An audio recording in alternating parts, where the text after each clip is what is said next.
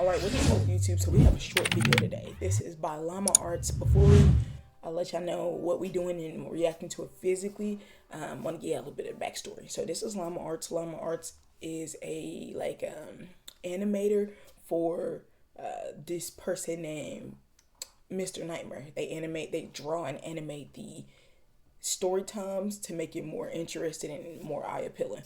But anyway, he has not made an upload in the last year, and probably a little bit more than a year. But yeah, he went ahead and dropped the video about a week ago, and I want to react to it with y'all. It's called Hello. So I'm glad for y'all tuning in, and I hope y'all enjoy. So let's get to the video. Oh, look at the riding pumpkin.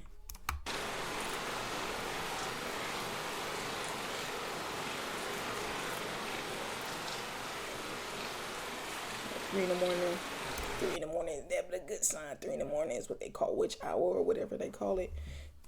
Something hour. But it's the worst hour of the night is what they say. I don't believe in none of that, but that's what they say. You feel me? But 3 in the morning and on January 1st. Okay.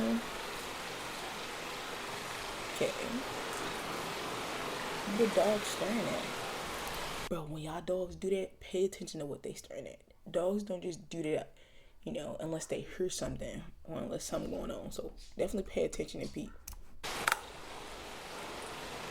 Okay, she's starting with some water. And some coffee at 3 in the morning. She actually alcoholic. Okay. Oh wait, is this the drawer of Llama Arts? Oops. She letting us know how her last 4 years been. She hasn't drawn in a minute. Okay. She finally starting. She animated. No. Is she telling us she's getting back to it? Hello 2025. Yo. So she letting us know she's gonna be back at it, like, once again, I know this is a short video. I might merge this with something else, but is she letting us know that she's gonna be back at it? Is she gonna be drawing again, stuff like that? Matter of fact, we'll go to another video in this same video to show y'all what she usually does, what her stuff consists of. This is a minute long.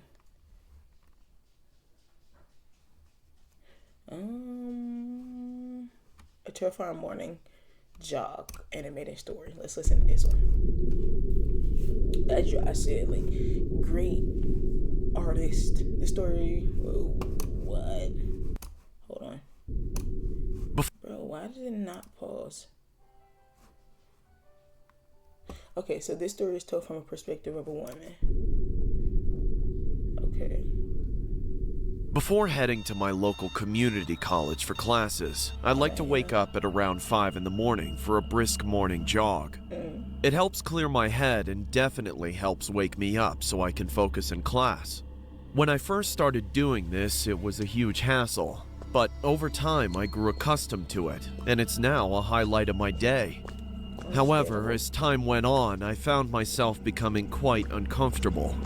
Not in a physical sense, but more so it was like my fight or flight instincts began kicking in seemingly at random. I'd whip my head around to see if anybody was following me or even peeking at me through the wooded park in which I ran, but couldn't see anybody. It didn't help that it was dark either, so even if there was somebody creeping in the— Why do people do that? Like, you jogging, go on a main, not even a main street, but something more cameras or more people around.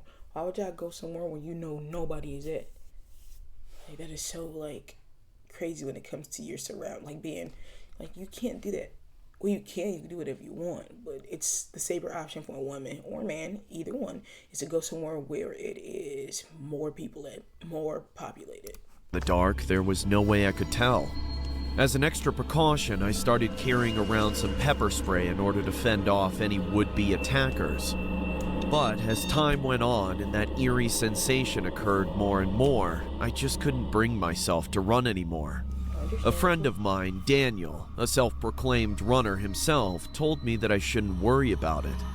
He said that the mind plays tricks on oneself when it can't see things clearly, especially in the dark. After being reassured by him, I decided to give jogging another go. So today, like any other day, I slapped on some black leggings, tied my hair up in a ponytail, put on my kicks, and set my music volume to full blast and headed out the door. I felt fantastic at first and was loving the cool breeze and crisp morning air. But then, about halfway into my jog, a tall and hooded figure stepped out onto the path in front of me. Quickly, I pulled out my pepper spray and yelled at the person to leave me alone. The person quickly pulled down their hood, revealing themselves to be Daniel.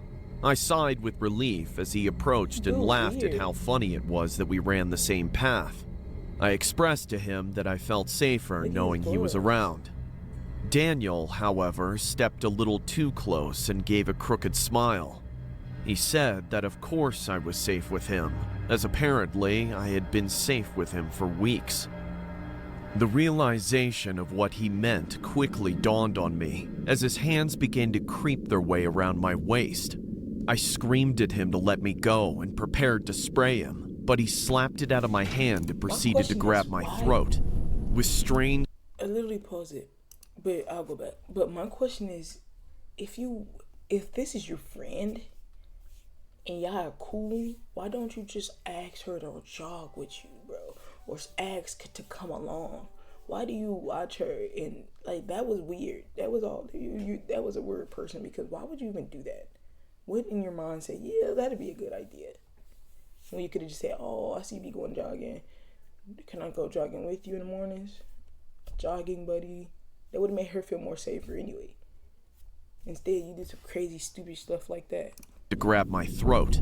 With strained screams, I begged him to let me go and for someone to help me. He yelled at me and tightened his grip, asking why I wasn't thankful for his watchful eyes for the past several weeks. I was stunned at the complete personality change from the once gentle friend I knew.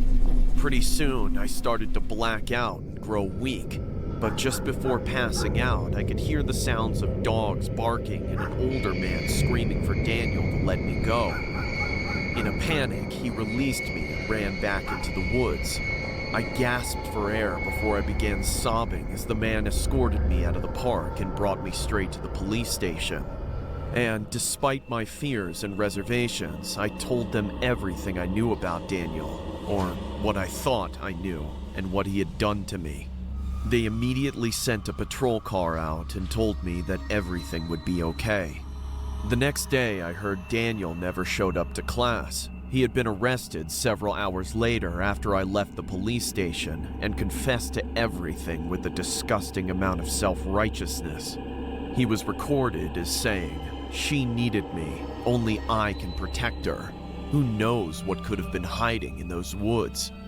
It took me a while to feel comfortable going back to school, and even then, my trust in people was never the same again.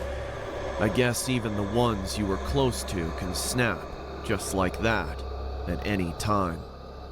That's weird. He was just a weird person, ain't gonna hold you, and just was keeping up like a front.